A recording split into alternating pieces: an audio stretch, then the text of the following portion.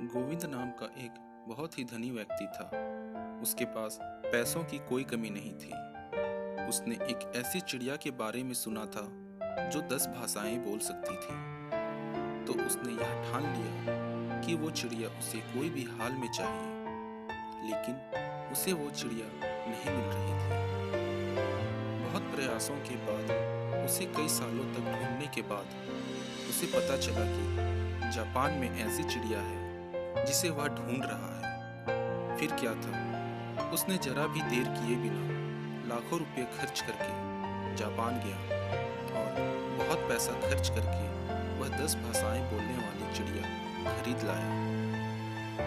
लौटने के बाद कुछ काम के कारण वह पहले अपने ऑफिस गया।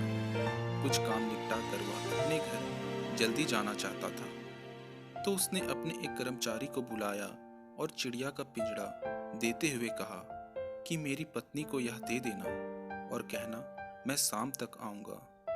आखिरकार ऑफिस का सारा काम पूरा करके वह अपने घर पहुंचा और उसने अपनी पत्नी से कहा, कैसा लगा मेरा सरप्राइज?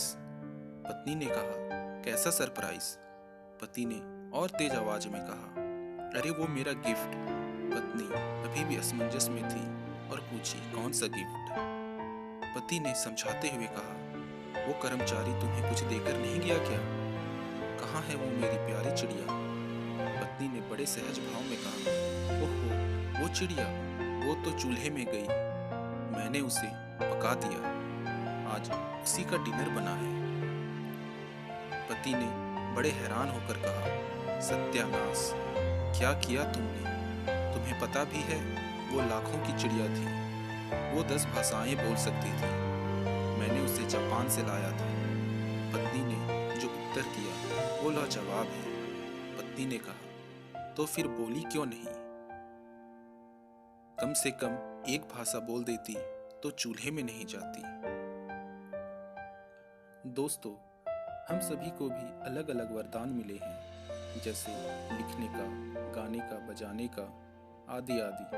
लेकिन यदि हम जीवन भर अपने उस वरदान को इस्तेमाल नहीं करें तो सोचिए आपके वरदान कहाँ जाएंगे?